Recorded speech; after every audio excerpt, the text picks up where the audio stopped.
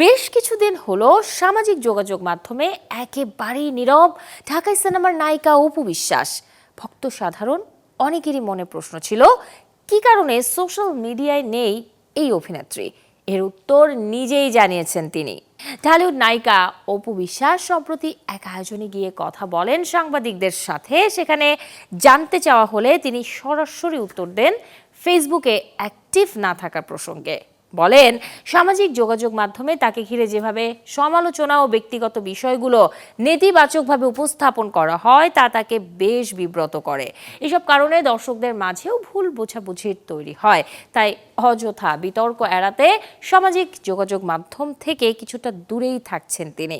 তবে এসবের বাইরে নিজের কাজ ও আয় রোজগার নিয়েই সন্তুষ্ট আছেন বলেও জানান অপু বিশ্বাস।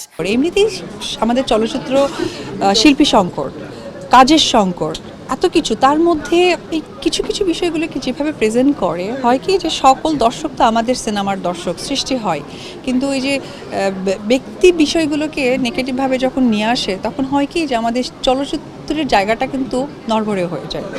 তো ওই জায়গা থেকে আসলে আমি ডাস্টবিনের কথাটা বলেছি যে আপনি খেয়াল করে দেখবেন যে 2016 সালেও আমার বেশ কিছু কিছু সময়গুলোতে মানে খুব ইমোশনাল সময়গুলোতে কিন্তু দেখবেন যে কিছু কিছু ফেসবুক স্ট্যাটাসগুলো এসেছে।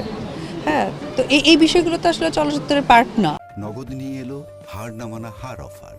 সর্বনিম্ন 10,000 টাকা রেমিটেন্স নগদে পাঠালে থাকছে স্বর্ণের হার জেতার সুযোগ।